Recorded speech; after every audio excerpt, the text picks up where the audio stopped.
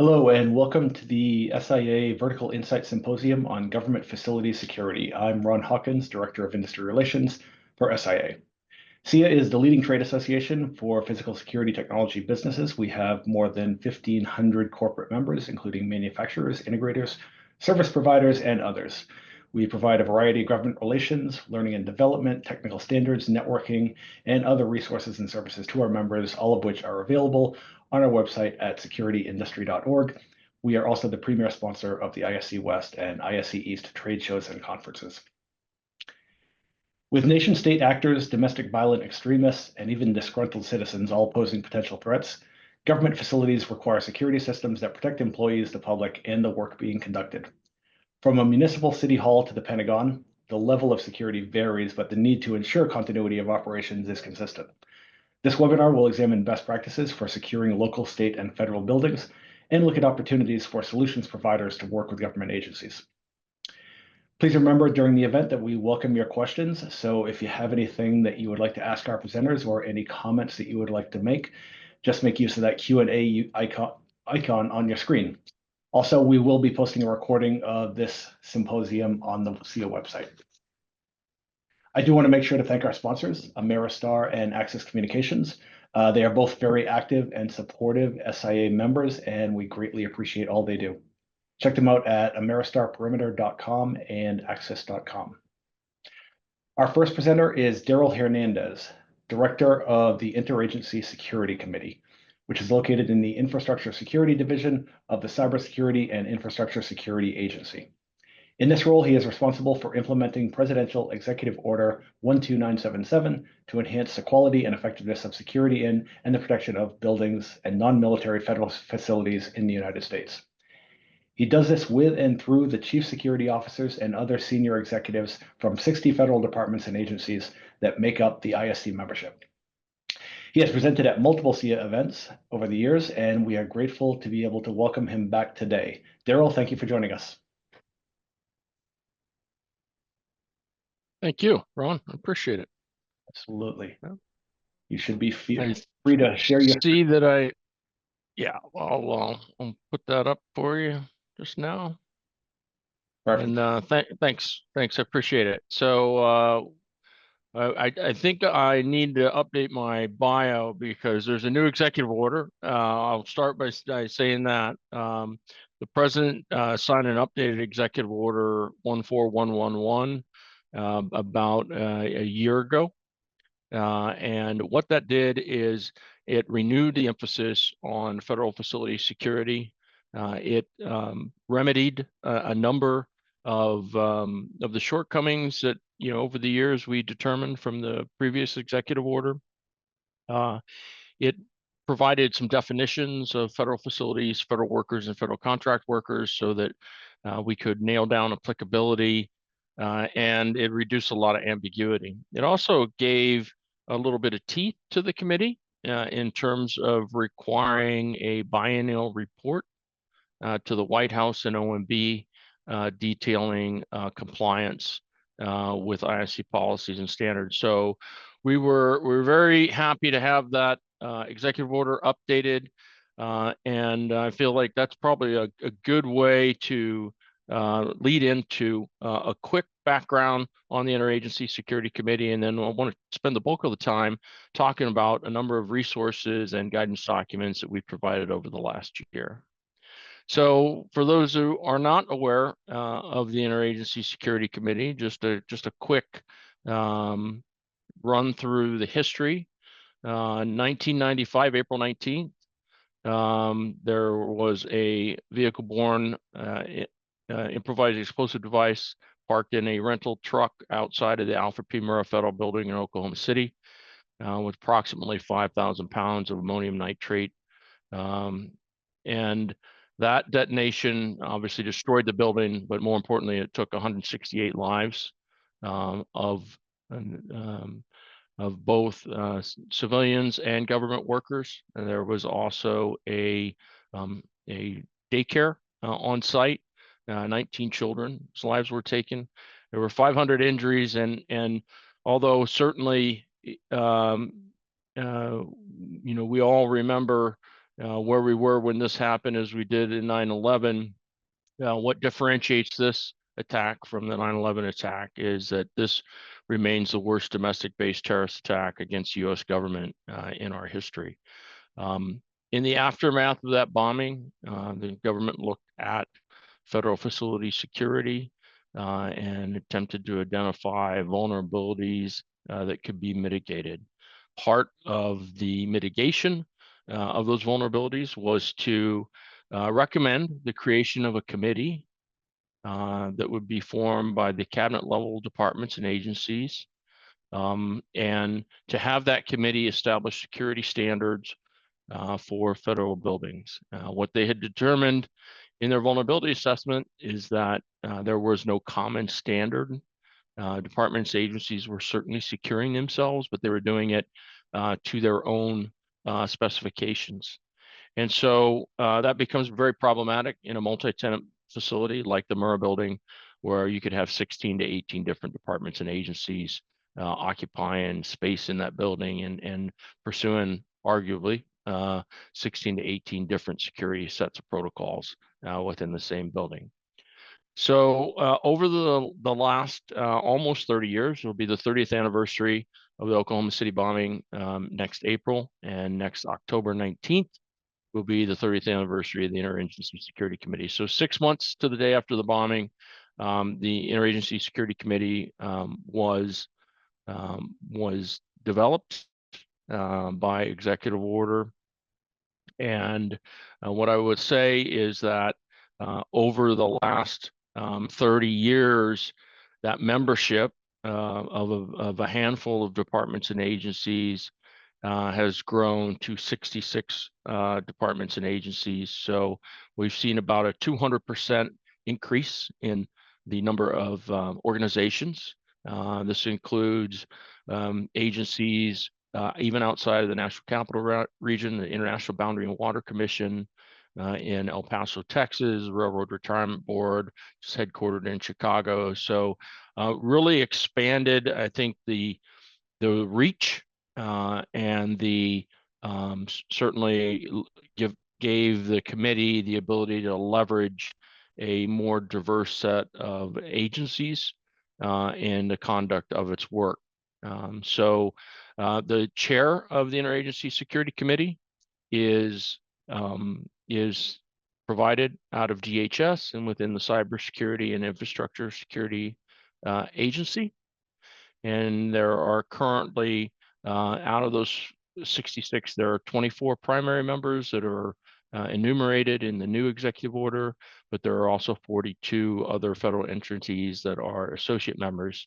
And this, although the executive order only applies to the executive branch, what's interesting about our membership is it is expanded beyond the executive branch. So we have organizations such as the Supreme Court Police, U.S. Capitol Police, and others who find value in participating in the subcommittees and working group and the collective work of the committee to set those security standards. The other thing that we do as a committee, in addition to setting security standards and policies, is we also monitor compliance with those policies and standards. And so we have both a compliance reporting component to what we do, as well as compliance verification, which is a critical part to the auditability of our compliance program. So with a little background about the Interagency Security Committee, I'll now get into some of the resources that have been developed by the committee over the last year. The first resource is our adverse separation guide. In June, we published a guide called Managing the Risk of Adverse and Involuntary Employee Separations. The impetus for this guide was a real world issue where we had a government contractor providing services to a government agency, and one of their employees was separated for cause. That employee, first of all, the contract company really went above and beyond, given the current requirements that are pretty sparse for these types of events. But when above and beyond to try to ensure that the agency that they were supporting, their client, was aware of the separation and that the access would be revoked. However, the access, physical and logical access, was not revoked. The employee retained their PIV card, went into a federal facility the day after being let go, left some threatening messages to some of the government clients, took some FOUO information as well. And so what this highlighted, both to the company and to their credit, they came to the Interagency Security Committee very much with a transparent concern for these types of events. And then collectively, we started to look at what are the requirements in the federal acquisition regulations. There are none really. What are their requirements within HSPD 12 revocation? It's 18 hours is the requirement, and we realize that sometimes that's probably too long. And so what we did is we looked at across organizations to find example best practices, and we were able to do that. We were able to ensure that this particular resource would give organizations a roadmap to develop the processes and procedures to deal with medium or high risk employees. So we're not really worried about low risk employees. 99% of employee separations are low risk, and they're largely a human capital led endeavor.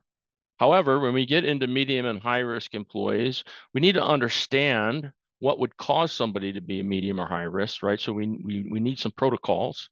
And then we need to have the processes in place so that we deal differently and separately and appropriately with the medium or a high risk separation.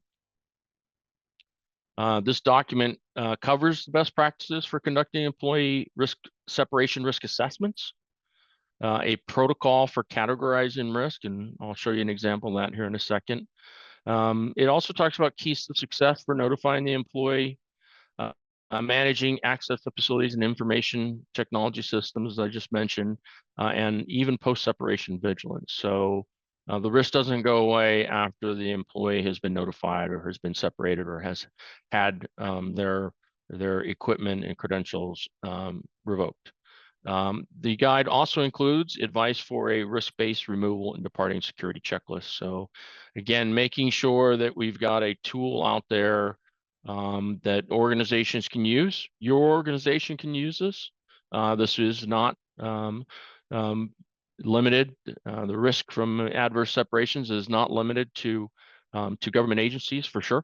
And this document, as 99% of our guidance documents, are available on our public-facing website. So they're definitely there for you to use. The first thing that the document recommends is that the organization develop a medium or high risk or involuntary separation, whatever term you want to use to label it. But basically, to develop the process for a non-routine separation. Assign responsibilities to appropriate parts of the organization, and figure out who's going to have primacy for these activities. And we don't come down on one side or the other. We don't have a one-size-fits-all approach for who might need to have primacy in these instances within the organization, because organizations really vary, right?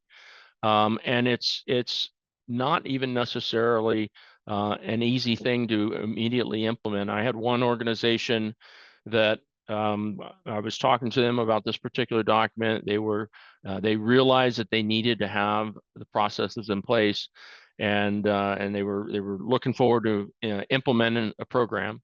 But they said, but first I've got to form a relationship with my human capital folks. So I was obviously talking to the security office, and that's exactly right. This is really cross-organizational coordination, and there's a lot of things that have to go in place before you can actually get the process and the procedures in place. But clearly, we need to have timelines for removing physical and logical access. And what do those timelines look? A high-risk individual, the timelines may be very, very short, and they may be longer or they may be the same as a medium risk. And then you can see on this table, which again is an example of the types of things that um, might qualify for a low, moderate, or high risk. So certainly, somebody who's removed because of a substantiated investigation or serious conduct issues or behavioral issues might fall in a high category.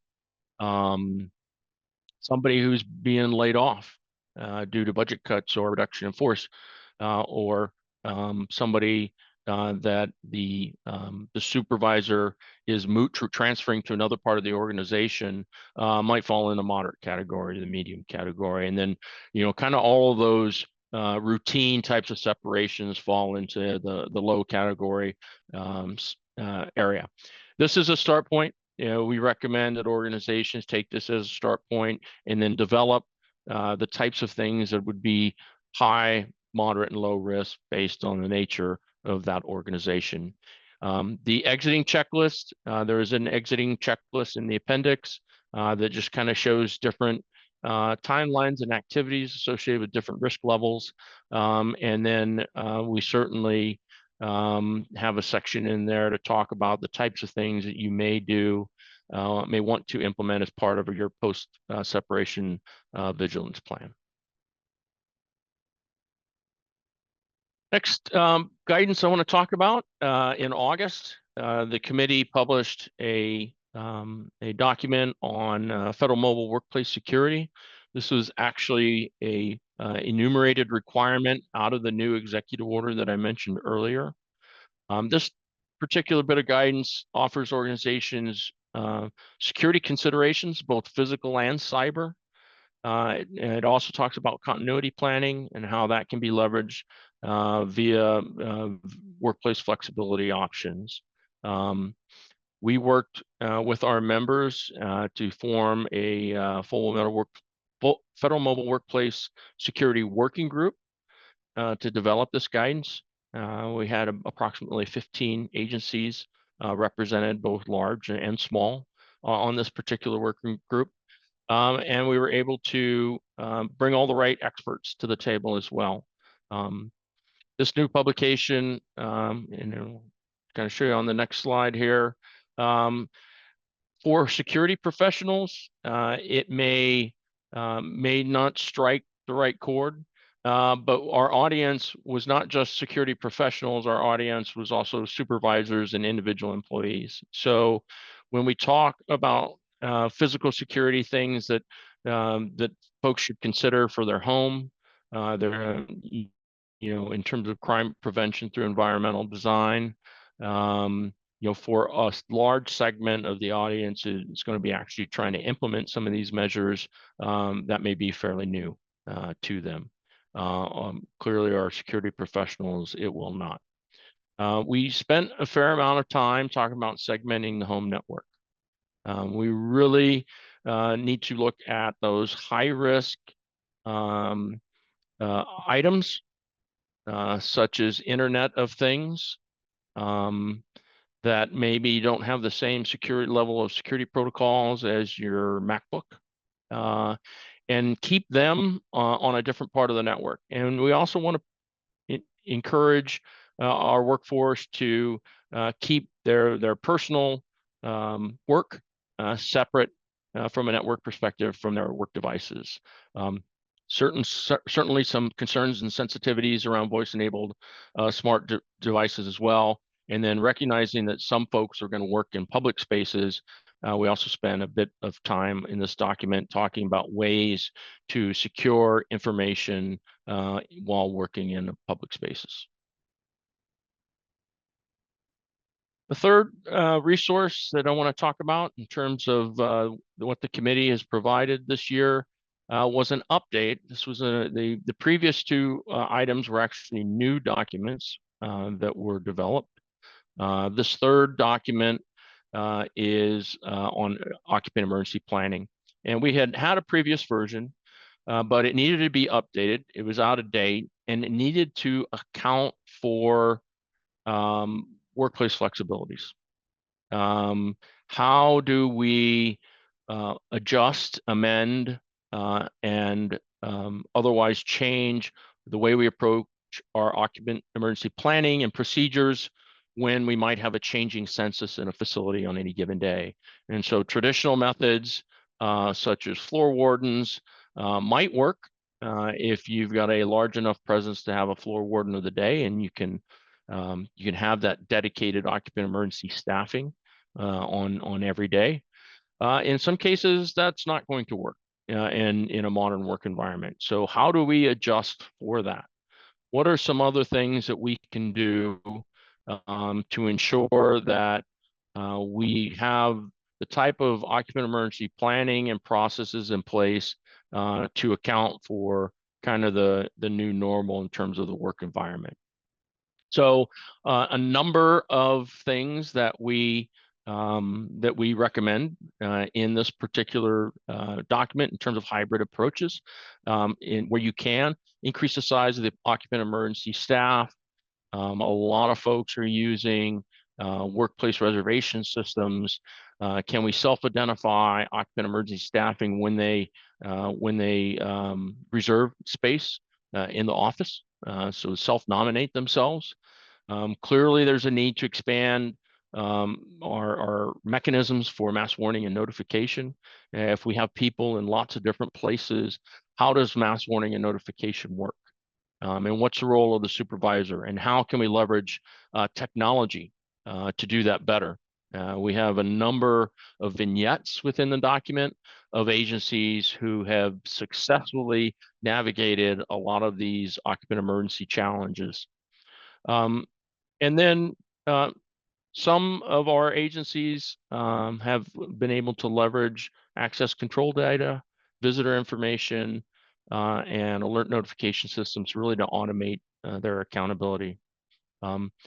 We spend some time in here talking about the need to account for special populations, those that maybe have physical challenges, or there may have some language barriers in some of our spaces. Finally, many organizations have gone away from a dedicated occupant emergency staff and are taking more of an all hands preparedness approach. They may have an annual safety stand down day and access to specialized equipment, training, stop the bleed kits. Even seen some organizations use QR codes where people could access the occupant emergency plan, maybe on the back of an identification holder and places like that, so that everybody can have ready access to the information they need in the event of emergency. So that's a quick background for you on the Interagency Security Committee, our role within the executive branch, and with our 66 member departments and agencies. We support that effort here out of CISA. There's a QR code that will take you to our public-facing website, and I'm happy to take any questions. All right, thanks, Daniel. Great information there. So you were talking about mobile work, hybrid work, a fair amount there. How much more challenging has that made security in the federal space for ISC, for agencies in general? Yeah, I mean, I think that that it has been challenging, right? If for no other reason that it's hard to have a conversation about facility security when folks are spending less time in the facility. So that has made it a challenge. Fewer eyes on things, right? See something, say something. That has become a greater challenge with fewer folks actually in the space to sort of provide in that identification in other cases. So certainly has been a challenge. I think most agencies are making some adjustments based on that. And certainly we are seeing greater increased return to the office. And that seems to be having a positive effect when it comes to security, and we expect that will continue in the future. So all of that is producing a number of things. It's producing a greater request for the training that we provide to stakeholders. That training is also available on our public-facing website. You can see when there is a virtual instructor-led training course coming up and when there's an in-person training course coming up. These are half-day courses that are IACET approved. They do offer continuing education credits for those who need to maintain those for their certifications, and it's open to all. We've had clearly the majority of the folks that attend that training are federal facility stakeholders, but we've had Google security, we've had state police, we've had a lot of private sector attend the training as well to kind of better understand the risk management process that the federal government is using, benchmark off it in some cases, and or to try to determine where they might be able to add value to that process through either the services or goods that they provide. Great. All right, so we have a couple questions here. I'll start off with a pretty technical one. The perimeter security industry has seen the emergence and implementation of UFC 40106, cybersecurity of facility-related control systems on DoD projects, which requires IP and non-IP related control systems to comply with an identified level based on the design and connectivity. It includes security, HVAC, lights, etc. Is this a requirement across all government agencies, or is that just DoD? It is just DoD, but what I can tell you is in our technical standards, there we address cybersecurity, in particular of what we call building automated control systems, so BACs. And so part of our countermeasures approach, it really focuses on those BAC systems and how we treat them. So we do provide guidance. It's not UFC level guidance, but we do provide guidance to help ensure that those don't become points of vulnerability within the network.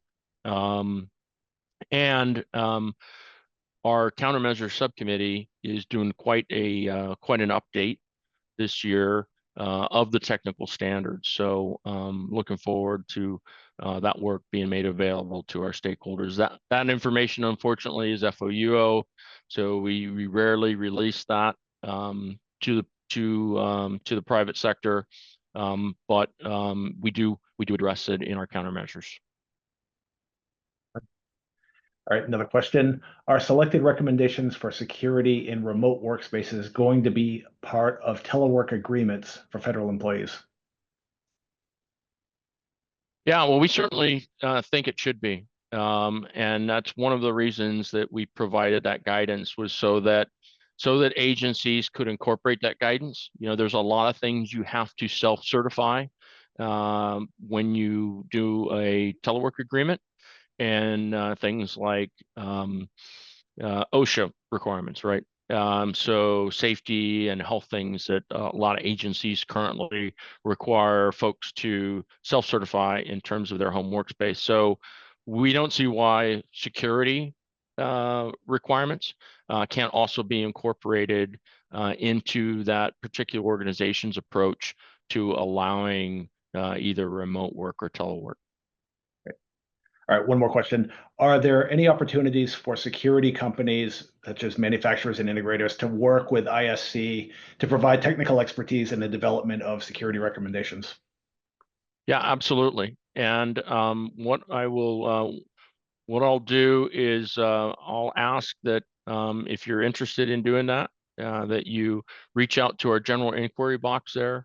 so that we can find out what's the appropriate place to link you up. In some cases, we've got ISC regional advisors located across the country. So depending on where you're at, we might link you up with an ISC regional advisor. From time to time, we bring industry in to our working groups and our subcommittees and get them to provide their expertise and to share that expertise with our stakeholders. Okay, great. Well, I think we're out of time, but thank you very much for all the great information today. Sure. Thank you for having me. All right, thanks, Daryl. We'll see you next time. All right, up next, we have another member of the CISA team.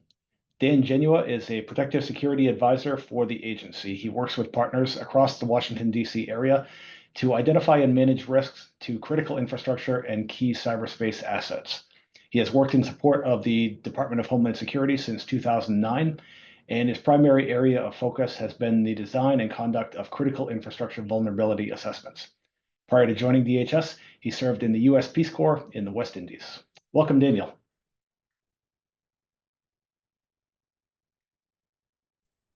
And I think you're still muted. There.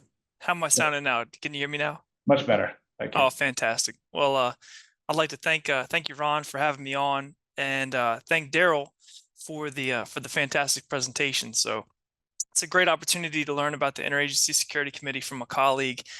And one thing that I'll say, about CISA and about all of us in the security industry is we don't take enough time to really learn from one another sufficiently. So it was great. I've worked with Daryl for many years and I haven't heard that presentation, at least over the last year. So always a great time to learn something. Appreciate the opportunity to speak to folks today.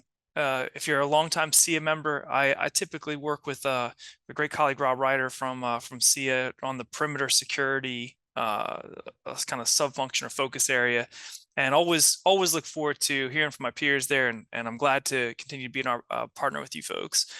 I'm going to talk to you today about something a little bit less technical, about the common themes and findings that my team is eliciting when we visit with government facility partners. And so let's see if I can go ahead and change my if you're looking at my slides on agenda, I'm just going to talk with you about the engagements that we've conducted recently, the common themes and findings from those assessments, and then relevant resources. And again, I think it's in the theme of trying to learn from our peers. CISA has an incredible opportunity. If you haven't worked with CISA before, we have 5 key mission areas, right? So our first one is to conduct outreach and engage critical infrastructure owners and operators. And we do that so the federal government has a perspective on concerns to critical infrastructure at the industry level. So we really prioritize private sector partners, but really all infrastructure owners and operators are within that purview. So engagement to figure out who's who in the zoo. Then we conduct assessments to determine kind of a baseline where infrastructure owners and operators and industry is with regard to security, and how can we make tailored recommendations to improve those things. We then deliver capacity building resources, our third line of effort, and capacity building resources typically in terms of investment justification or training or planning support or exercise, and then of course bring those perspectives to our last 2 mission areas, which is special event support. And so I was privileged to support the 125th plane of the Army Navy game this weekend. The Navy looked really strong out there. Sorry to any Army folks on this webinar.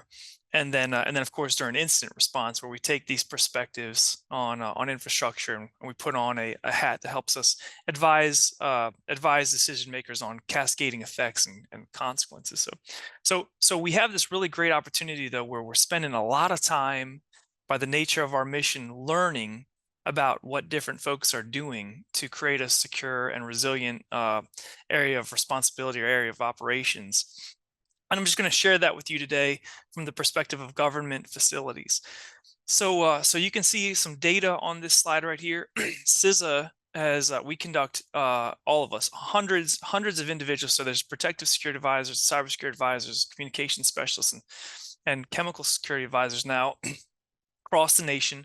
We have at least a minimum of 1 person in every state and every major city. And so depending on how you define a major city, we're talking about a workforce now that's rapidly approaching 750 employees, regionally assigned. That means working in your hometowns. And you can see this year, just since 1 January 2024, we've met with 5,000. We've had 5,000 engagements with folks who would kind of fall under the sphere of government facilities.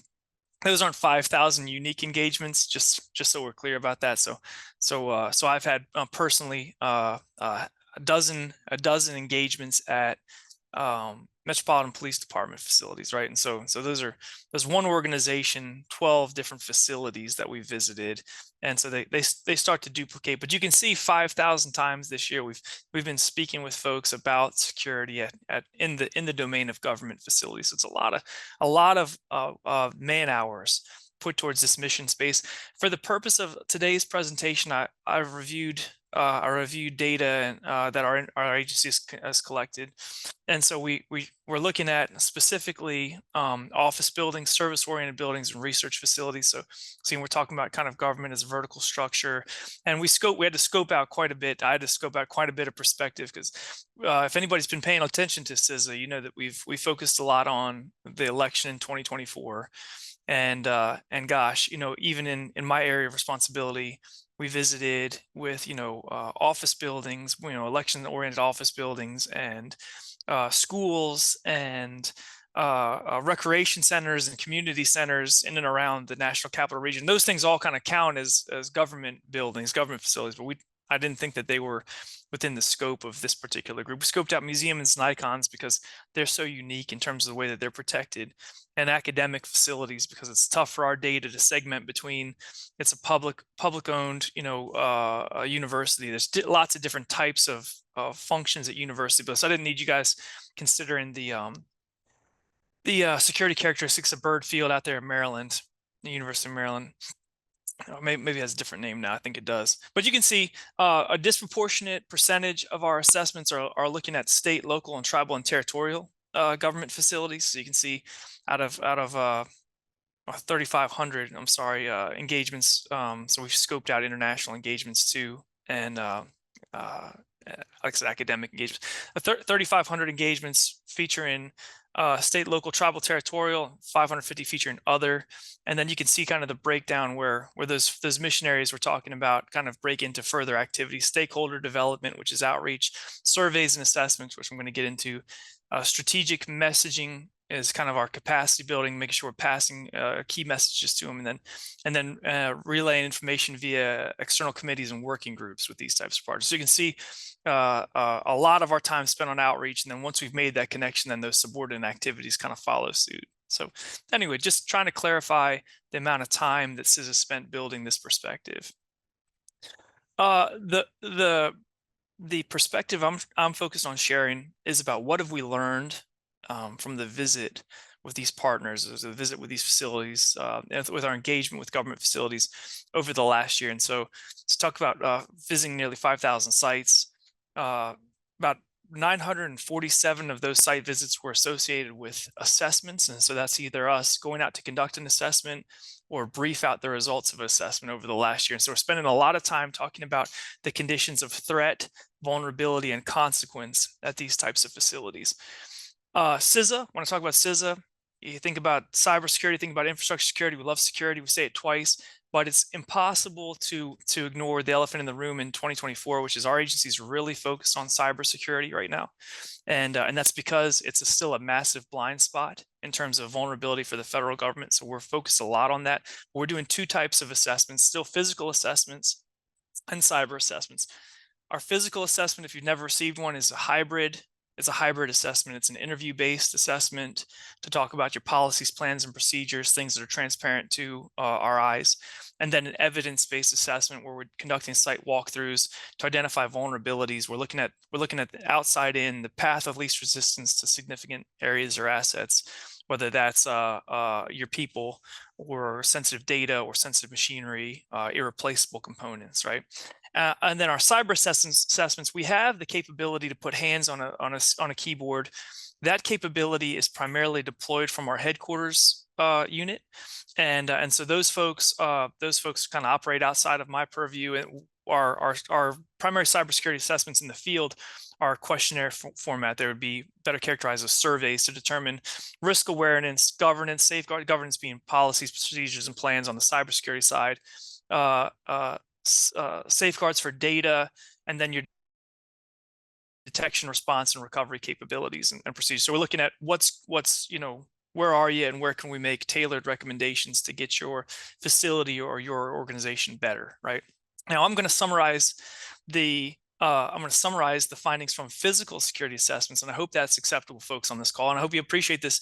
On the cybersecurity side, we're still just now, only 4 years into. We've been doing this on the physical security side since 2006, but on the cybersecurity side, we're still just developing enough of a comparative data set, enough of a perspective, broad enough perspective that we can start to compare apples to apples and oranges to oranges. So we're still light.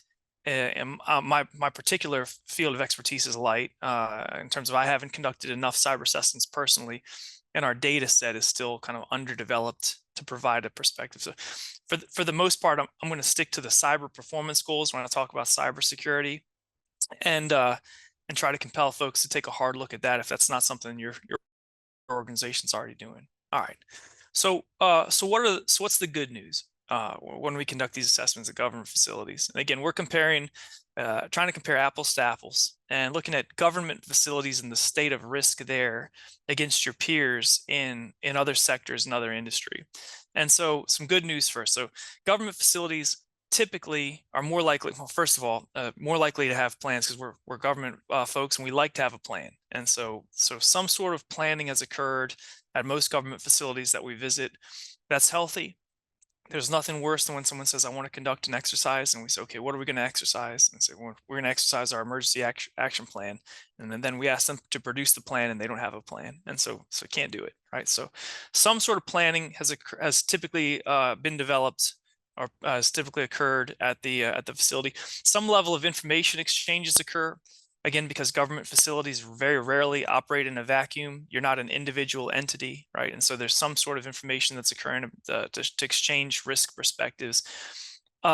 Most personnel-oriented government facilities have some sort of on-site security personnel, at least in the national capital region. That trend starts to diminish as you start to scale out towards middle America. But when we have personnel that work in government facilities, they're comparatively more likely to have on-site security personnel than many of your industry peers. And then, of course, in government, we've been good about developing relationships with our law enforcement and first responders.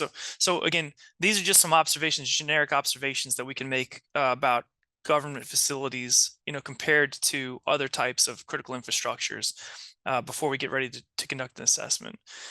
On the flip side, there are some trends, and again, our body of knowledge and my particular efforts have been primarily oriented on state, local being county or city, and then tribal territorial, not so much in the DC area, engagements that we've had over the last year. Here are some opportunities for improvement that are common through these assessments. So the first one is information flow. Relationships deteriorated during the COVID shutdown. They're slow to come back online. What I'm talking about here is a lot of our partners, especially at the state and local level, used to participate in the equivalency of neighborhood watch associations. It could be your LEPC, your local emergency planning council. It could be your business improvement district security working group. It could be some sort of geographic area security committee.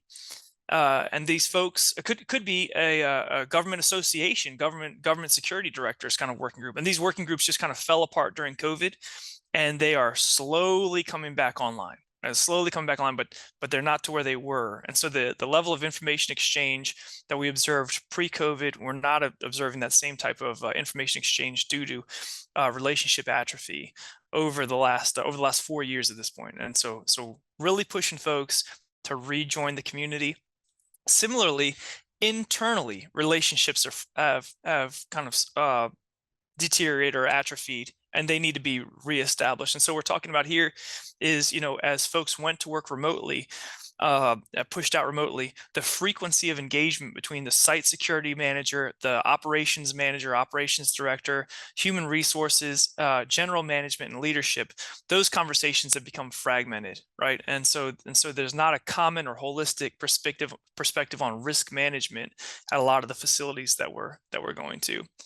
I'm seeing a note in the chat, and we'll go ahead and clear the chat after this. But I appreciate Drew, chime in to say Infraguard and organizations like Infraguard are huge, right? At not to use, like, I'm Italian and I have a mother, so not to talk about my Italian mother, but they guilt you back to the table. You haven't spoken to your mother in a long time. It's the same idea. You haven't come to an Infraguard meeting. You've skipped a few planning meetings. We sure would love to have you back and hear what you're doing. What best practices and effective solutions you're implementing. So anyway, bringing those things to the table. The second one is plans. Plans are due for an update. And so the question we ask folks, I mentioned about this with tabletop exercise, we talk about four types of plans, really. It's a security management plan, continuity of operations plan, emergency action plan, and some sort of annex to that, which is a crisis communication plan. How are you exchanging information? Again, for the most part, when we're talking about, do you have a plan? So your security management plan is talking about the strategies that you've deployed to utilize capabilities to prevent things from happening at your organizational level. We all know what emergency action plan is, continuity of operations plan. When we ask about these plans, folks say, yeah, I have one. And then the plans were written before 2020. And we all know that in 2020, the entire way that we operate these facilities has shifted. Now, in some places, some instances, functions have returned back to federal facilities, back to state and local facilities. That's great. But as folks left and as folks came back, there's some things that we were doing, planning features that we were doing that have kind of been disregarded, discarded. And so current plans don't match the current reality. And I'll talk about a few of those things. So we really like physical security inspections. And so periodic inspections where a security manager and an operations manager will collaboratively walk the geographic footprint of a facility and identify potential vulnerabilities that they could elevate for management consideration, right? That is a type of inspection program, is a component of a security management plan. And that type of thing, if it was featured in the plan before COVID, it's less likely that it's still occurring since the COVID kind of shutdowns and reopening of a facility. Emergency action plans are another great one, where most facilities have an emergency action plan, right? But the emergency action plan probably doesn't, if you haven't updated it since 2020, it probably doesn't address how many of your employees have the capability to work remotely. Same thing with your continuity of operations plan.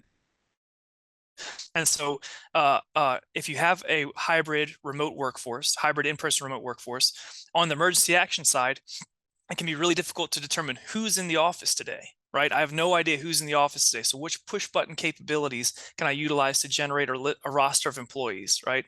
And then how can I hand that over to my crisis communications coordinator to make sure that they're getting the right messages? Same thing with continuity of operations. If we're going to send folks home for a period of time, what's the order, that PACE plan, the primary, alternate, contingency, and emergency communications mechanism that we're going to use to communicate with these folks while they're home for a period of time. So updating plans is something that needs to happen.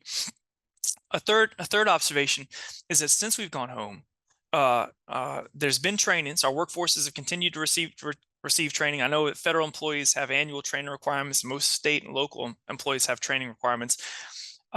When's the last time somebody spoke to an employee in person about threat management? So we've really pushed web-based training hard and this is not just since COVID, this is over the last 20 years, right? And so it's a great thing annually to have employees consider what they're going to do for handling severe weather events, to consider what they're going to do if they are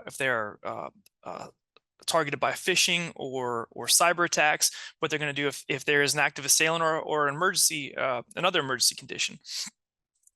For the most part, organizations, government facilities still do fire drills. So folks will still facilitate and hold fire drills to evaluate how their employees can leave the building, right? But that's not the concern that we're constantly talking about during these site assessments. So the concern is always in Washington D.C. area, it's active assailant and it's bomb threat management. And so periodically, and maybe not every year, but periodically, it's a best practice to get in-person training for your folks to really make sure that they're cued in on this, make sure they're really dialed in on this. And so you get a law enforcement professional or a government agency professional or somebody in a security role to talk in person to your folks about roles and responsibilities associated with individual emergency action planning and considerations, right? So employees understand their role and then exercise into that periodically. And if you haven't ever done an active assailant drill or a bomb threat management drill and exercise at your organization, I suspect your facility is not going to achieve the goal that you had set for yourself, right? If you've never exercised it. And so when we hear about fire drills, we all know what that's like as a federal employee or a state employee. You know, you walk out the building, you go and get coffee, and then you come on back. And so again, things like a standard response protocol, whether or not you're doing a hold or a shelter in place or a lockdown or an evacuation, and make sure that employees understand how and when to do that. These conversations aren't being had in a serious capacity with folks in our space, in the government facilities space. The fourth finding, standards have not been established for consistent security design. And Daryl talked about the interagency security standard. I came out of headquarters. I've been a part of Homeland Security since 2009, and this was something that was surprising to me when I made my way away from the federal community in Washington, D.C. and started working more with state and local partners. And that is to say that when you have a facility, and the facility could be a part of a network of facilities, it could be a communications hub or a cell tower, it could be a police station, it could be an office building. There's typically, if there's not the ISC standard in place, it's unlikely that there is a standard that says this is how this is the common, or excuse me, foundational, fundamental level of security capability that will be designed around this type of facility, right? And so if you're operating at the state, local, tribal, or territorial level, thinking about, have we articulated the minimum standard for security at different types of facilities? And if you have, when's the last time that you did that? And I haven't seen anybody who's put out a security standard for common types of facilities in the last 4 years. And that's just my personal observations. I haven't had a chance to query that against all my peers. But establishing standards is important, right? It gives us a baseline and then something to build off on. IT-enabled systems, IT-enabled security systems are not well understood. So there's two things. Most of our facilities now are dependent upon some sort of information technology and some sort of operational technology, ICS or SCADA systems.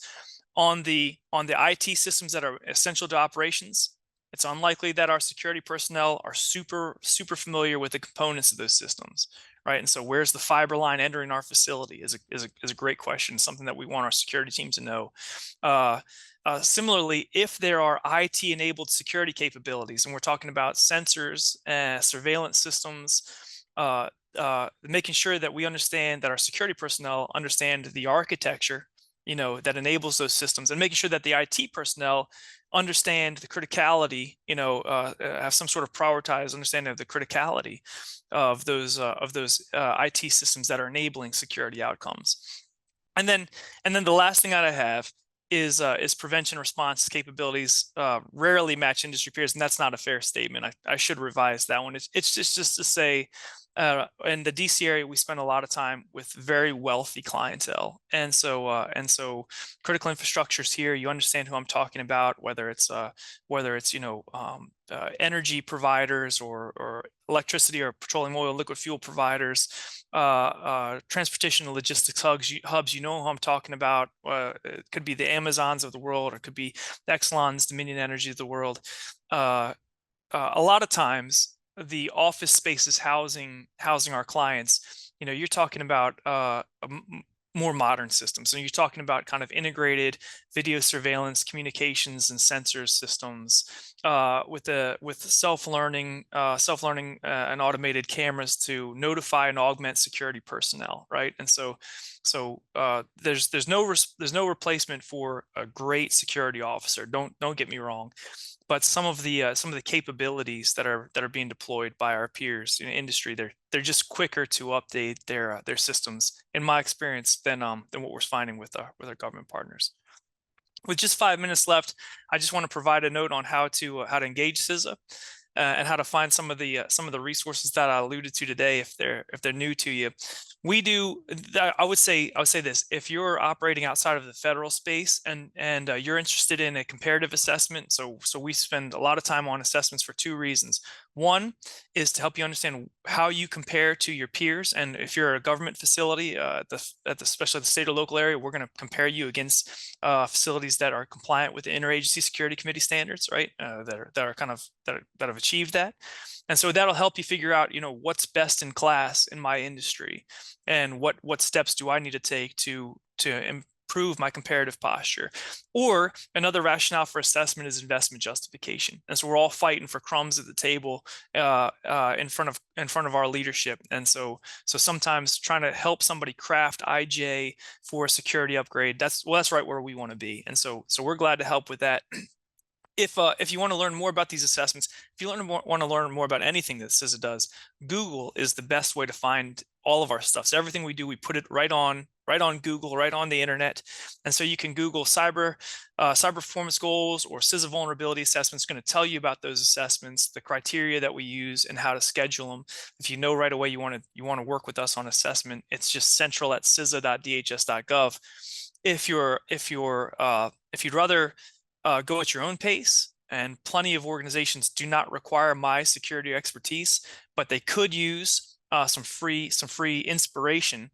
You just Google CISA and then a specific security or resilience capability, a domain. It's any question. So I want to know about security planning. I want to know about emergency action plan. I want to know about communications plan. I want to exercise. You just CISA and then that topic area. Same thing on threat management for specific threats. We've put out guidance about almost every kind of threat imaginable: insider threat, active shooter, vehicle ramming, UAS, drones. Everyone's focused on drones right now. And so what are best practices for government facilities, when we don't operate in a counter drone capability? So what's the difference between counter drone capability and an anti-drone system, right? One is observe and report, and the other one shoot them out of the sky, right? But how do I make sure that I'm speaking the best language on that, or any other kind of niche threats? Space weather is another one that, as satellite communications become more essential, we're trying to put out information to make sure that everyone's increasing their level of education on these things. So folks, that's my presentation, and I know that I ran about 3 minutes longer than I wanted to, so we got just a short window for questions. But Ron, I'm gonna turn it back over to you in case anything comes up. Yeah, thanks, Dan. No, you're good. We're good on timing, so appreciate lots of great information there. So let me start by asking a couple questions that I asked Daryl after the last session. You talked about engagement and, if any facilities are interested in having CISA do an assessment. What about security solutions providers who might want to work with CISA as technical experts, SMEs? Is there an opportunity for that? Yeah. What we're really jealous of industry, the cutting edge industry solutions. So we want to be aware of these things, and so we work with solutions providers, research and development organizations.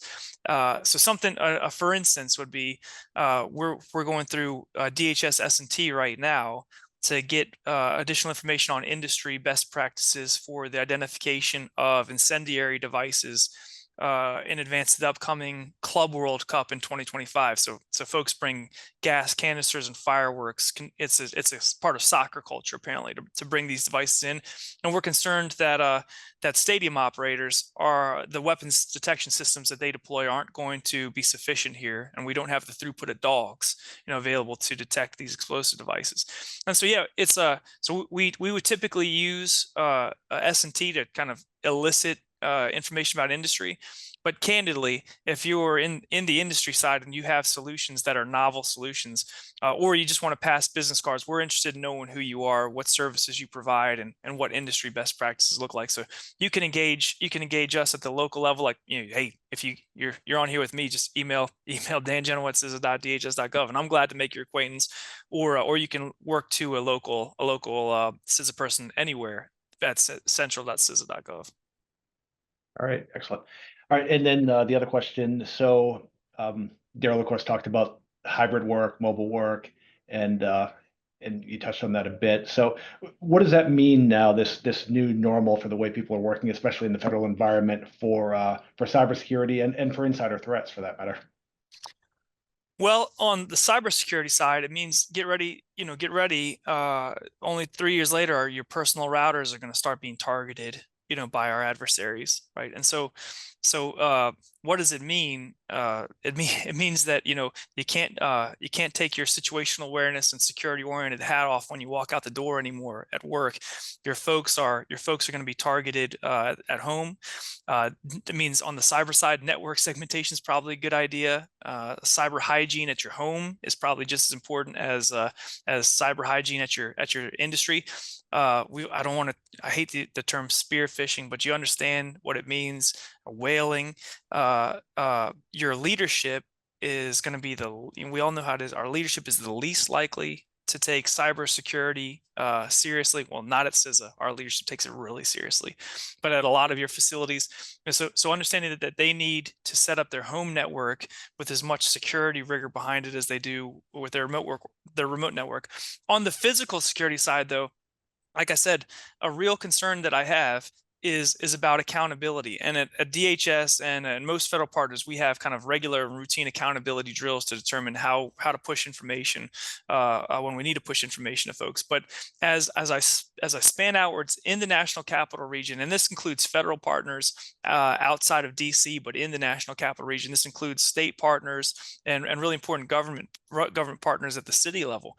It's a real concern about how to push information to folks when you don't know where they are at any given time. And so again, 4 years ago, it was just easy to assume that from 9 to 5, I was responsible for securing and locking down folks within a physical footprint, a geographic footprint. And today we've got this distributed workforce. And so what? We need our folks thinking about personal security considerations. And again, our agency's putting out personal security considerations for critical infrastructure workers. So hey, look, if there's not a security manager at your home, you're the security manager at home now. And then also you can see on the slide, I've got that PACE plan, primary, alternate, contingency, emergency. But that's a really important thing.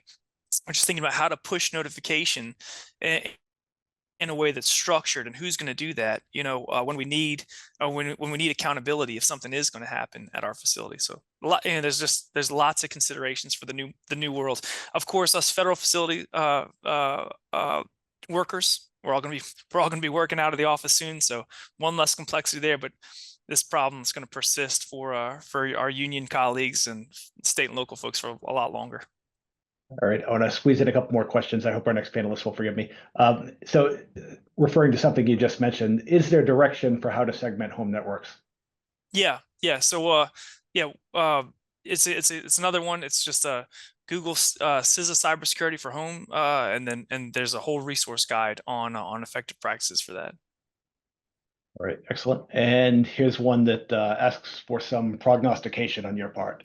So do you see potentially less federal government security opportunities for integrators in the DMV area with the new administration taking over in a month? I'm referencing the potential reductions in the local federal workforce and the moving or elimination of some governmental agencies. Yeah, all politics aside, it seems like a good time to be in the security industry, and so that's a glass half full or glass half empty statement. I'm always optimist, so walk with me on this one. But I believe that there are some significant challenges. You talk about VUCA world and volatility, uncertainty, complexity, ambiguity. You talk about nation state competition in the Middle East and between Russia and Ukraine. You talk about soft cyberspace conflict with China. And then, of course, you talk about emerging threats and what we're seeing right now with unmanned aerial systems and drones. And again, I don't have enough information or intelligence to say whether or not, it's hysteria or valid concern. But across the board, there's a requirement for more security, and for folks to be thinking more proactively about managing these forthcoming threats. And that's really what I wanted to emphasize. Kind of the this requirement to be proactive in our industry space, in the security industry space, to think about really lighting a fire under our backsides about sharing information, best practices, re-engaging our peers. So on the discussion about drones, especially, the only way we can learn about these things is to talk with one another about it, because there isn't a perfect playbook right now. You either have right now counter drone capabilities, and so your Customs and Border Patrol, or the Coast Guard, or the FBI, and a handful of government agencies that can actually shoot down drones, and the rest of us are trying to figure out, okay, how do we advise state and local law enforcement partners? How do we advise critical infrastructure partners? How do we advise workforces, or even our personnel? Of course, in Maryland, it was our former Governor Hogan, who spotted drones over his house. So how do we advise these folks to take action to protect their privacy and to protect their property, and obviously keep themselves safe? And the answer is just not out there yet. And so the only way we're going to get to the right answer is by pushing collaboration in spaces like these. And so yeah, I'm optimistic, though. Obviously I believe that as a society, the United States and the security industry in the society is ready to meet these challenges, but I'm not concerned about the market turning the tap off on security for us. All right. One last question, and it's a quick one, then I'll let you go. We had a request for you to repeat your email address, please. Oh yeah. Mine is just it's Daniel.Genoa, and I'll go ahead and put it in the chat. And like I said, I'd sure appreciate to meet any industry reps in the DC area. And if you are not in the DC area and you're looking to get onto your cyber or physical security advisor, it's central@CISA.DHS.gov. And Ron, I don't have access, I don't think, to the group chat, but if you could just put my email in there, I'd greatly appreciate it. Yeah, I don't think I can send a chat to all attendees, just to panelists. So Okay, it's Daniel.Genua, Genua. that's right. At CISA.DHS.gov. All right, great. All right, excellent information. Thank you so much. Really appreciate it. Well, great panel. And like I said, I thought Daryl did a great job. So thanks for having me, and look forward to continuing the conversation with you guys. Absolutely. Take care. All right, if I could have our next panelists turn on their microphones and cameras.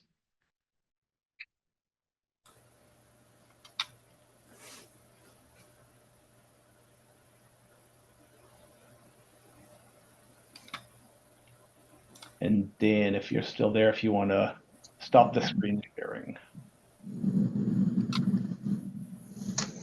Thank you for that. All right, thank you to all four of you for your patience. Appreciate it. We're starting a few minutes after schedule, but I think this will be a good discussion. So we'll be closing with four of our SIA members talking about security solutions in the federal government space, the government facility space. So I'll ask them to introduce themselves. Krista, would you mind starting? Hi, I'm Krista Decker. I'm a structural civil engineer. I work for WRA, and I'm head of their protective design group. Great. Thank you. And Drew.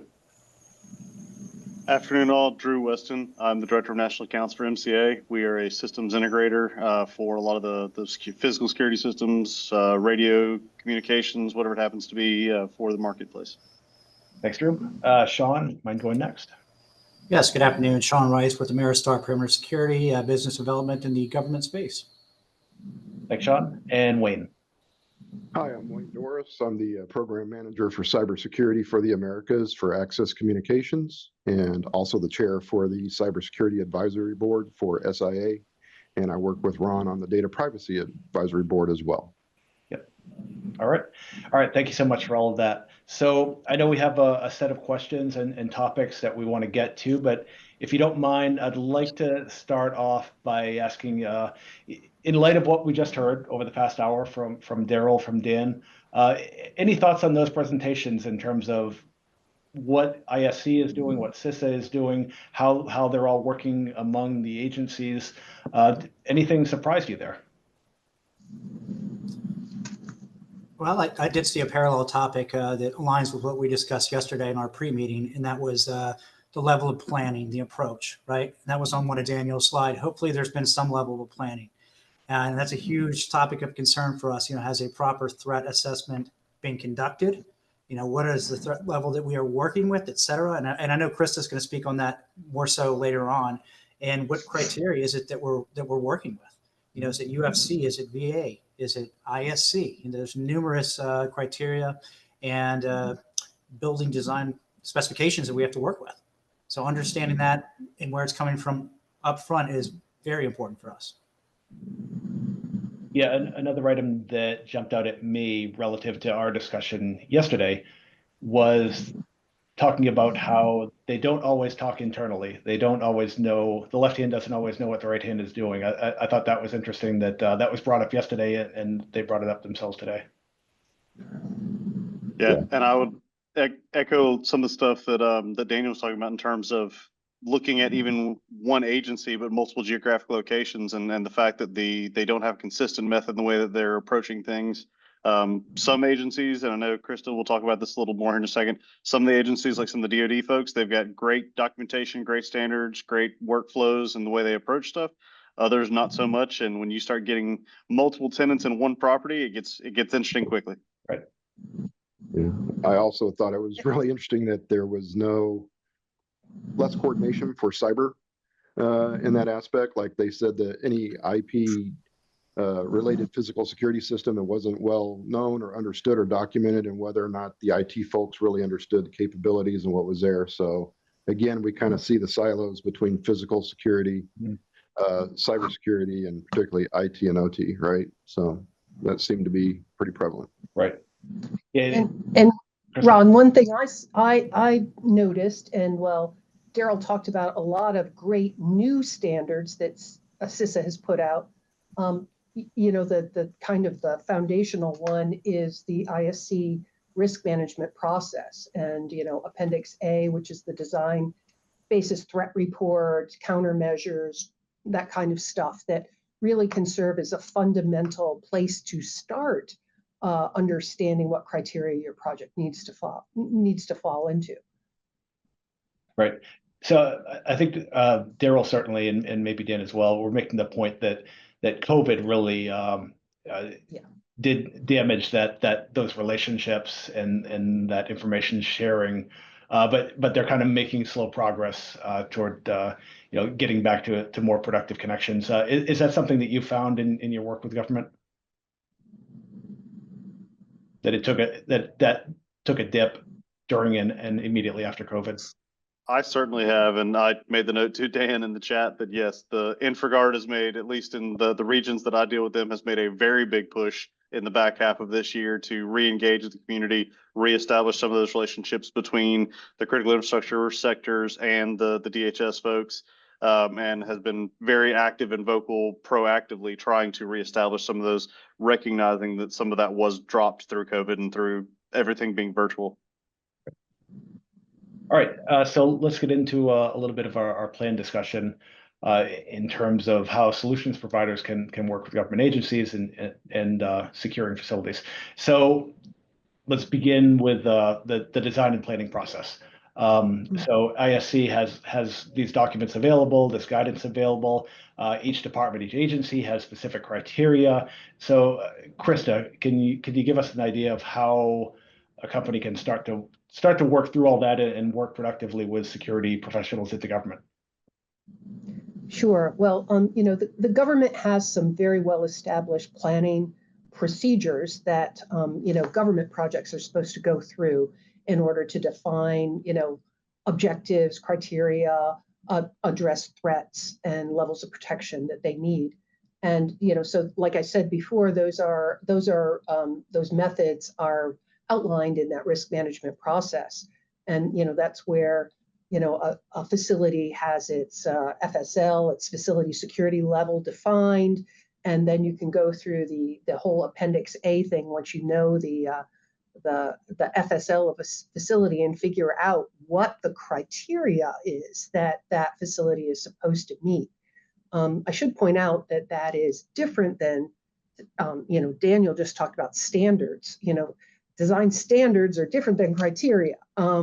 So that's something that the design process should also, address. If there are any standards that we need to meet, and I know Sean's going to talk about, kind of typical perimeter procedures in a second here. But the one thing before I get off is I'd like to stress is that security and the security requirements for a particular project need to be baked in, I use that term, at the beginning of the project.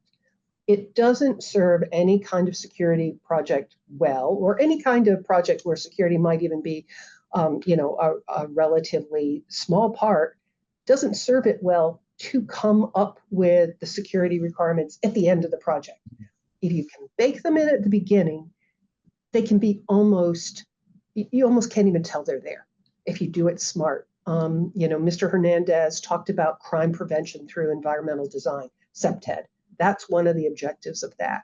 And if people can all think about that early on in a project, no matter whether it involves fences or barriers or forced entry windows or anything like that, if you understand it at the beginning, instead of trying to stick it on like a wart at the end, it'll be a much better project. Right. Can you quickly explain the difference between standards and criteria in this context? So criteria would be design guidance. You're trying to attain a certain performance level or something like that. A standard would be, our VCPs all look exactly like this. The guard booth all looks like this. This is a standard guard booth design. This is a standard entrance design.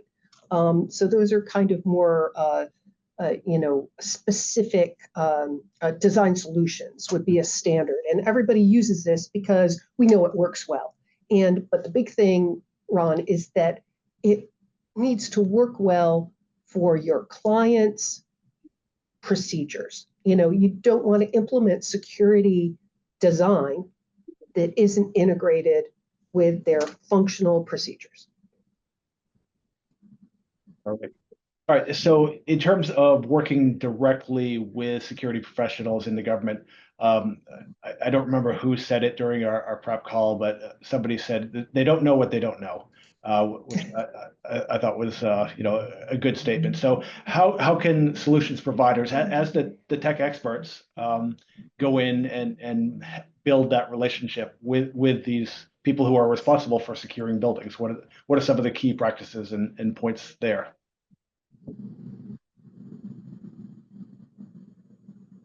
Who do you want to start on?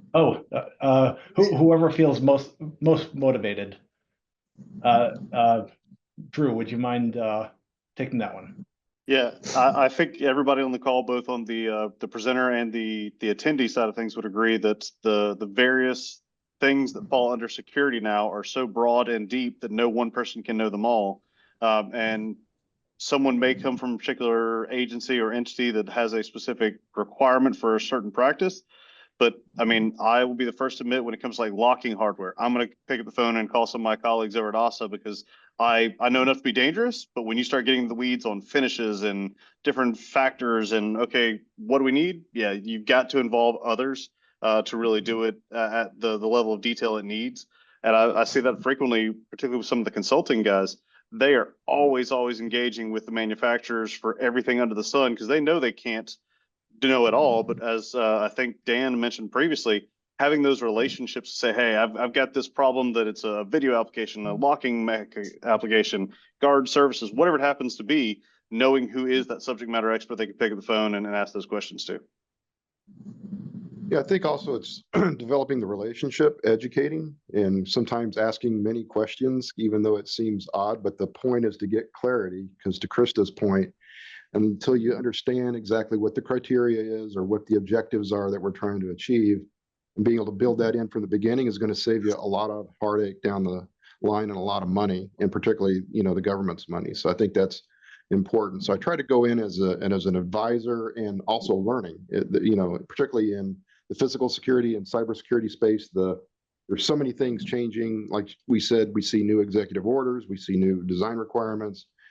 So it's hard to be an expert on everything, but you try to keep up to date, learn, and like you said, leverage your network of experts, whether it's design consultants other people in the industry, or even from SIA themselves. They have a lot of great resources as well.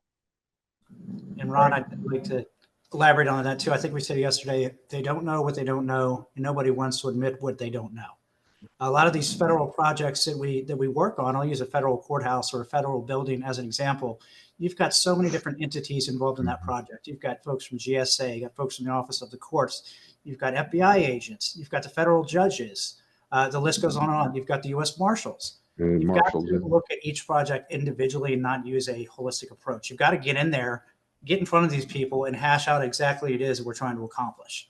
Because there's just a lot of people involved in every single project, a lot of different opinions and directions that you can go in. And what their priorities are. Correct. Those different stakeholders all may have different priorities, ranging from aesthetics to, performance-based effectiveness, like crash ratings.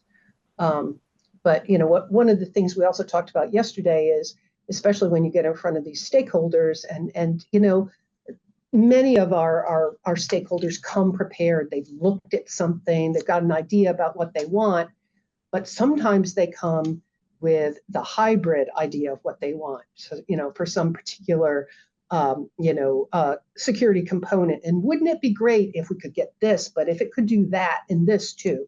And, yesterday people talked about even seeing these kind of, hybrid specifications where certain things are taken from one manufacturer from another. And especially for things like that have to be certified, like crash ratings or, some other certifications, you have to go to the manufacturer and say, you got one of these things? Do you have something that does this? And, then you have to kind of break it to your client that, we can get close, but we can't do exactly what you want unless you want to go through the development, exercise, which would be, kind of like R&D and testing and all that kind of stuff. And hardly anybody ever has time or money to do that. And it's, it's like, helping them identify commercially available security products that achieve their objectives is a really important part of it, so that everybody understands what they're going to get or what they're trying to get. Instead of some pie in the sky, hope somebody creates it, before this bid's out, which is not a good thing to expect. Right. Yeah, Or I Ron. want it commercially off the shelf, but I also want it custom for me. So I get that one a lot. Yeah, That's a Ron, good as Chris point. and Wayne were saying, if you can get ahead of it, ask those open-ended questions, understand the requirements, as I think Wayne said, it will certainly make it a lot less heartache down the road, and it will absolutely reduce the cost. But yeah, I've definitely seen some of those, Wayne, where, yeah, I need a class 1 Div 1 solution that is commercially off the shelf, 2 weeks lead time. I can load my own AI models on it, and I need it all for under $1,500. Yeah. Exactly. Right. It's never a one-off transactional situation. It's always a consultative situation. All right, Sean, let me stick with you to start with this next question. So basically, the first line of physical defense is the perimeter, essentially. So I'll start things off very broadly. Can you just talk about a few of the key factors, a few of the key things that you look at for perimeter security for government buildings? Well, there's many factors to take into consideration. We'll start off with, what type of facility are we working with? And, what is the asset that we're protecting? Is it a federal building? Is it a DOE nuclear facility? Is it a low-level admin building that's not housing many state secrets? You need to understand exactly what the audience is. And then number two, understanding things such as, standoff distance. If it's a site that needs to be very secure, what is the distance from the perimeter to that asset that we're trying to protect? And from there, we can ascertain whether it's a crash-rated system that needs to be installed, whether it's just a high security fence that needs to be installed, whether we need vehicle barriers, whether we need to develop access control points. So there's a lot that goes into it, but just realizing, identifying exactly what the asset is that we're protecting right up front and understanding their needs. Right. So Krista was talking about design and planning. I imagine for a new building, it's one thing, but when you're looking at an old building, like especially a really old building with legacy systems in there, that presents its own set of challenges. So how do you deal with that? Well, that's it, actually, personally, I think it's more challenging and sometimes way more difficult to deal with an existing facility than to come up with a brand new, design. Mhm. So existing facilities, you have to do pretty often. You have to do a fairly extensive site survey, understand the systems you've got, like electrical capability, where your panels are, where your comms have to go for whatever security component you've got.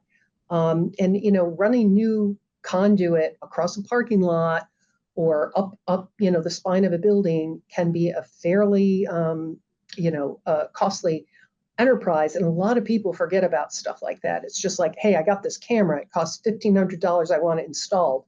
Well, the conduit could easily cost $1,500 to have the conduit installed, maybe even more. And just the cost of copper to get the power to it could be that much, depending on the distance you've got to run.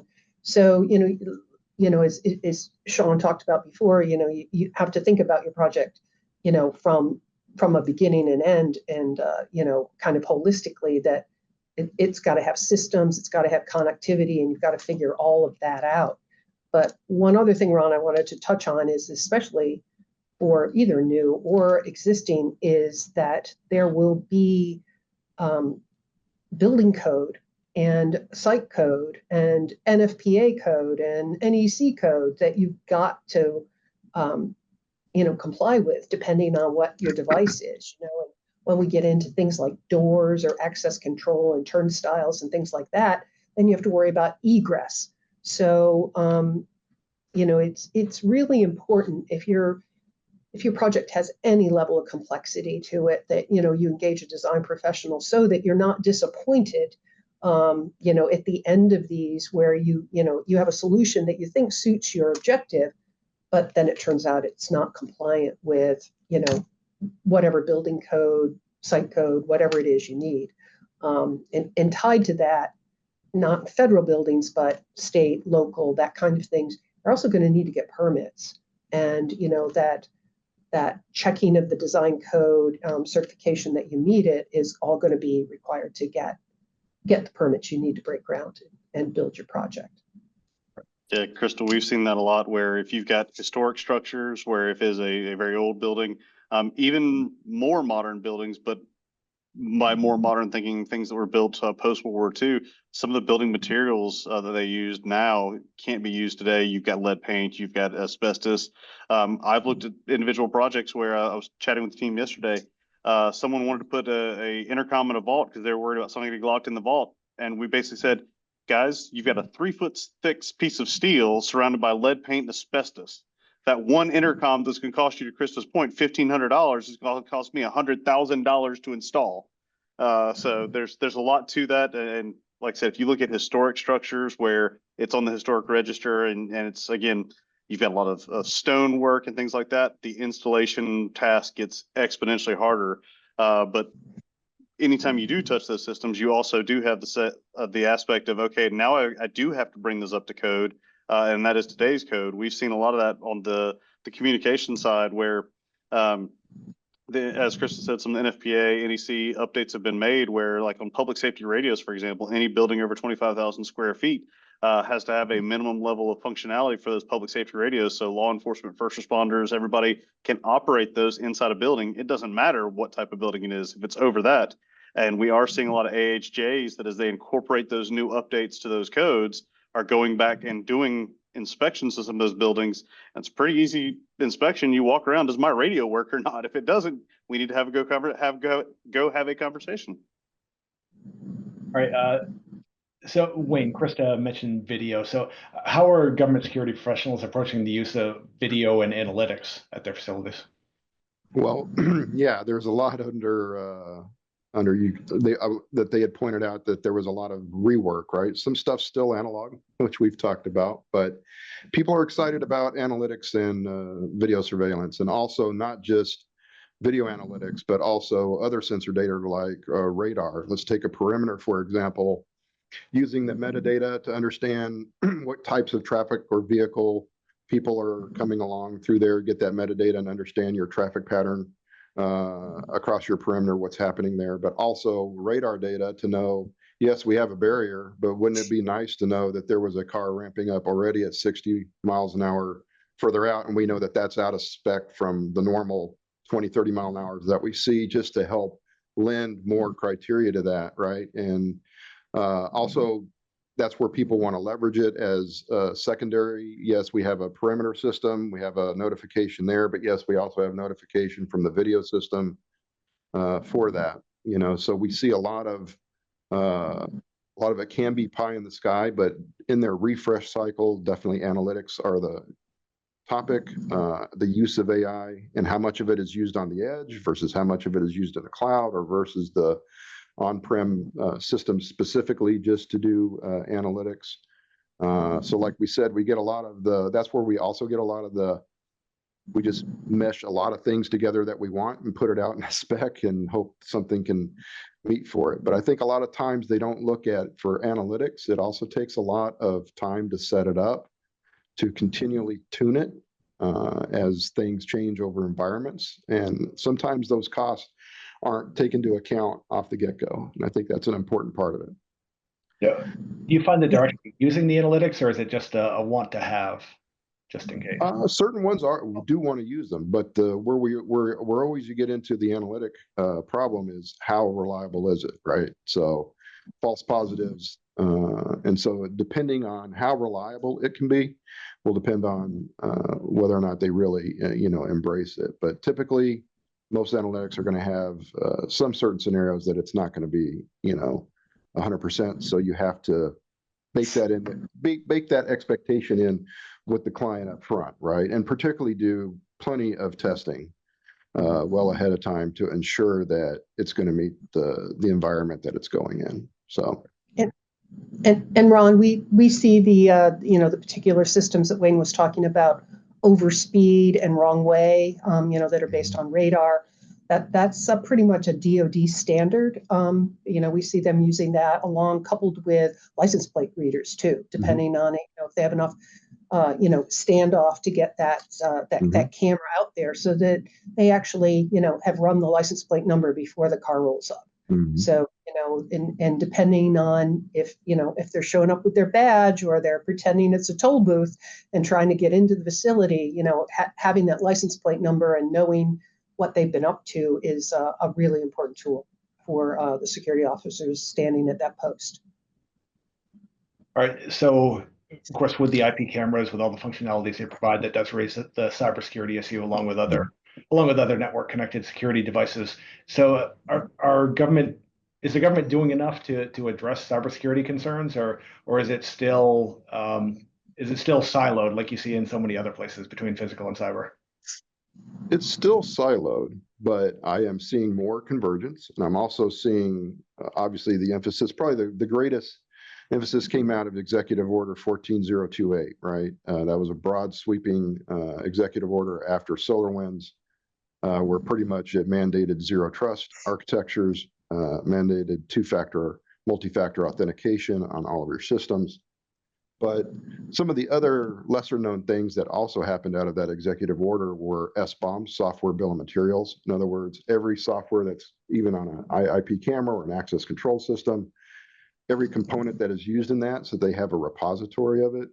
And also now you're getting tasked with having to perhaps write attestations to certain agencies for your adherence to the secure software development framework. So much to Krista's point, where we build if we can build security in up front from a physical side, it's the same way with secure by design or security by design in software as well. And the US government wants to have that in their SSDF attestation. So a lot of manufacturers are probably could be getting caught off guard with that.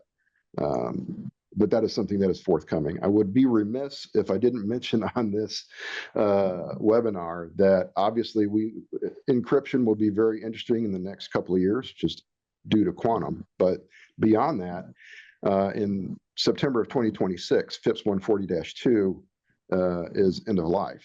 So FIPS 140-3, which is the Federal Information Protection Processing Systems regulation. This is a major thing. They hadn't EOL'd a FIPS 140 standard since 2001. So FIPS 140-2 had a good 25-year run, and that is coming to the end here in 2026. Now that means current systems that are on FIPS 140-2 can continue to work, but if they're purchasing, they need to be FIPS 140-3, which is the new standard, which when we get into certifying for FIPS 140-3 through the NIST CPVM process, you want to be working with your manufacturers and understand, hey, what is your runway? Is it going to be a chipset change? Is it a software change? How do you plan on supporting the new FIPS 140-3 mechanisms in your product? It's a good conversation to have because we're coming up on 2025 and that's less than a year. So.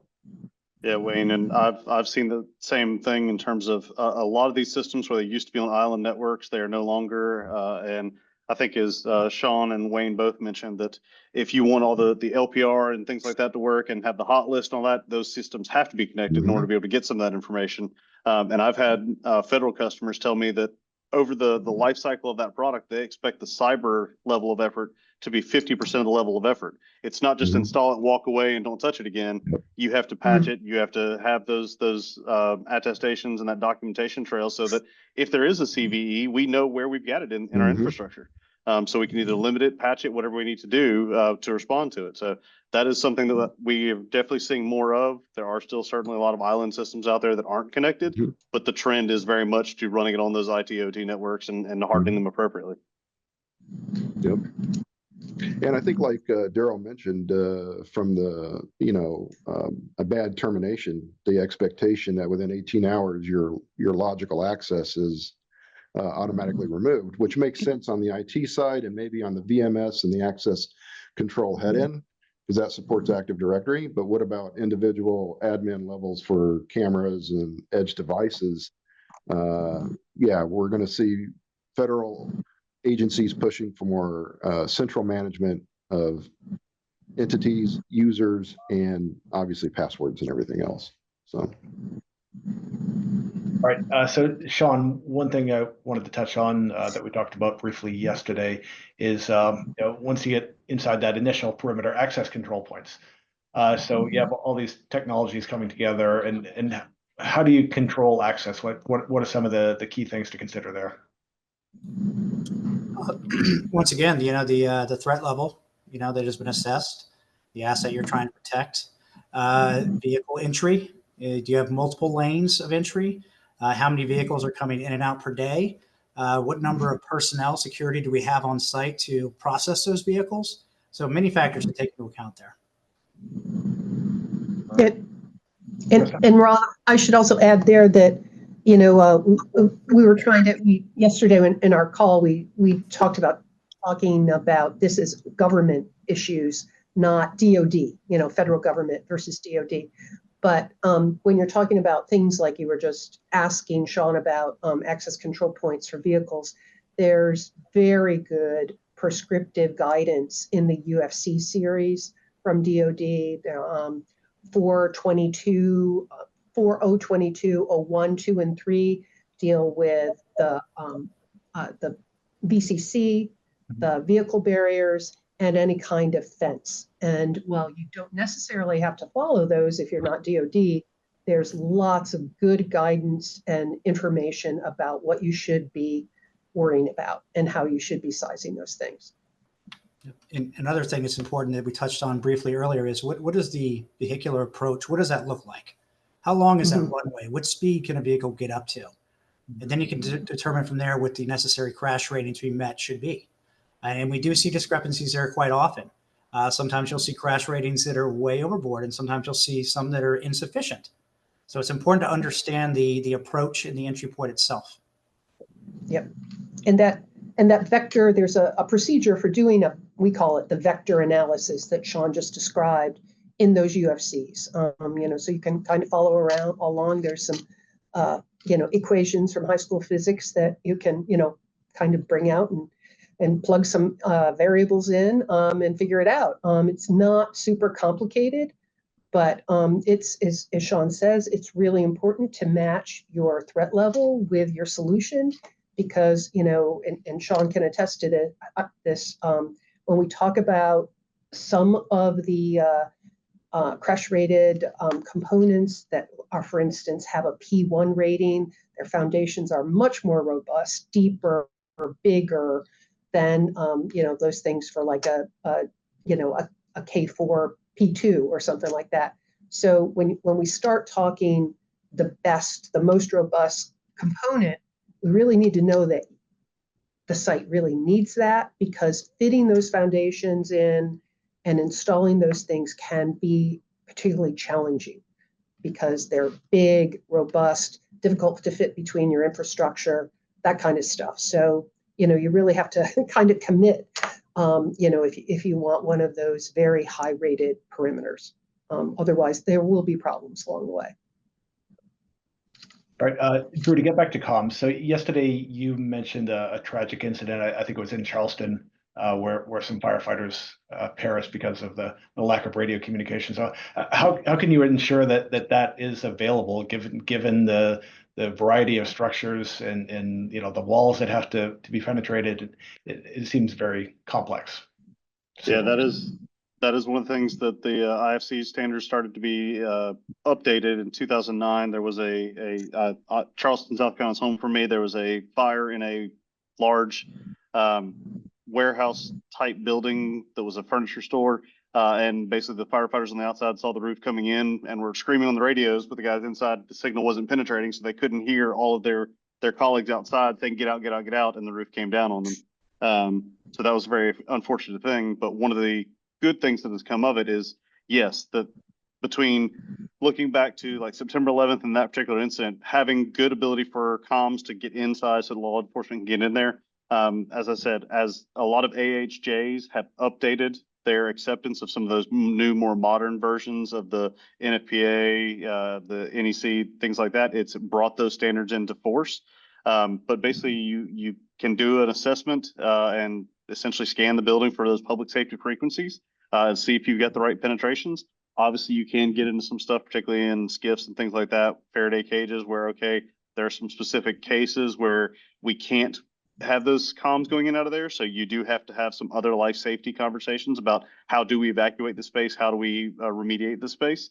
But basically, you need to do an assessment of the facility, figure out what the infrastructure looks like. Where does it work? Where does it not? Maybe we need to do some amplification. And it all varies case by case, building by building. A lot of it depends on the materials used, what other structures are there, what are the interior structures. I'm looking at a bunch of shelving right now. Okay, is it wood shelving versus metal shelving? It's going to have an impact on the way that the RF moves in those spaces. All right. Thanks for that. All right, so we do have a couple questions, so let me get to those. So this first one, I don't know that this would fall into any of your areas, but we'll ask it anyway. Is there any talk around the industry about integrating robotics for security, such as drones and mobile robots / devices? There's lots of talk for it. I'll say there's a lot of use cases that are being explored and tested, and I'll say it's we're seeing more and more of that request coming forward. I have used several different systems where we're using video and perimeter systems as a input to basically a dispatch operation for a drone solution. I've seen lots of people playing with the Boston Dynamics dog. I've never seen it used in production anywhere, but I've seen some of the autonomous and semi-autonomous robotics or drones that have been used to support perimeter security systems, particularly when you've got a large central structure. So when you're talking hundreds of acres, logistics facilities, big warehouse facilities, with the big structure in the middle, if you've got a guard on the property, to get to the other side could be a 10-minute vehicle drive. A drone can be there in 30 seconds. Mm-hmm. All right, next question. Similar to how threat vector analysis may be important to identifying a crash standard, what best practices are there in identifying a forced entry rating on a perimeter fence? Well, actually, just there happens to be a procedure that talks about kind of the forced entry rating for a whole facility in UFC 402601. You typically don't think of Ron, could you read that question again one more Yeah. time? Yep. Similar to how threat vector analysis may be important to identifying a crash standard, what best practices are there in identifying a forced entry rating on perimeter fence? So the methodology I just talked about in 402-2601 would tell you the response time that you would need, to respond to a certain threat to get through the building. We typically don't think of offenses as forced entry because you can go over them. You don't have to go through them. But usually forced entry solutions are a number of things, a door, a window, a wall, a fence. And the thing about the fence is it gives you some response time before you get to your second layer of, that your assailant would be trying to get through. But look at 402-2601. It gives you some outlines about, how to figure that out. But I think what he was getting at as well is, there's differences in infills and high security fences, right? And they have been tested to different standards. And we know that it may take 2 minutes to get through this infill as opposed to 5 minutes for this infill. So if you're in a small urban block, let's say with 24-hour surveillance and security on site, then you're most likely going to be able to react much quicker. And you may not need that stronger infill, whether you have a large rural campus that cannot be easily surveyed. So it's a fair question. Yes. Yeah, thanks for that explanation, Krista and Sean. So those are actually all the questions we have. Oh, wait, we just had a couple more pop up. I spoke too soon. Somebody commented on Sean's answer. That's also speaking to cut through rate as well. Yep, that's my colleague. Yeah. So yep, she's right. It's on the same lines. Yes, exactly. And then a comment here. The SIA perimeter security group is working on establishing a baseline standard for force entry resistance of fence products. And your colleague chairs the SIA perimeter security working group. So appreciate that. All right, so that I believe is all the questions that we have. So with that having been said, just to wrap things up, I'd like to go around the room, see what closing comments you have, and we'll go in reverse order from how we started. So Wayne, would you mind leading us off this time? Sure. Obviously, from the cybersecurity part, you will see that it is now becoming standard that you will have to meet the requirements as per the different levels of facilities. The different levels of cybersecurity requirements will depend on what part of the government sector that you're deploying in. But you will be requested for how to harden, how to work with different encryptions, how to work with account management, Active Directory, those types of things. Get used to it. Get used to having more documentation at the time of procurement for it based on the cybersecurity side. And so work with manufacturers that can provide you that kind of data up front. Sean? It's very important to get to know the audience that you're working with and really truly understanding what it is they're trying to accomplish. And we talked about how many different entities are involved in any single project. And we also stated that agencies do not communicate with each other, but they often don't communicate very well internally either. So you've got to understand your individual audience per project. And Drew. Yeah, kind of tagging on to what Wayne said, a lot of the stuff most people are already doing and doing decent at. But one of the things you will notice, particularly in this federal space, is that the documentation requirements get a lot higher. So yes, you may have good cyber hygiene. You're now having to produce an audit trail, documentation trail, a set of artifacts to demonstrate the compliance, whether that's cyber, whether that's in-building communications, whatever it happens to be. It is a lot of work to keep up with that documentation exercise. And Krista, if you could bring us home. Oh, well, one thing we haven't talked about is kind of, if you've got a project, what the procurement approach is. If you're looking at particular security components like an Ameristar fence or a certain camera, as a design project manager or as a designer like myself, you need to understand if your contracting officer or whoever is in charge of purchasing will allow you to sole source that project or that component, or whether it has to be, performance based. That, how that procurement is going to work, whether you already have somebody picked out to do it and they're on an on-call contract, or whether it's going to be, completely bid out. And I know from experience that a lot of security professionals don't want to give out the requirements of their security protective systems. You don't want to spill the beans on exactly how your camera system works or your access control system.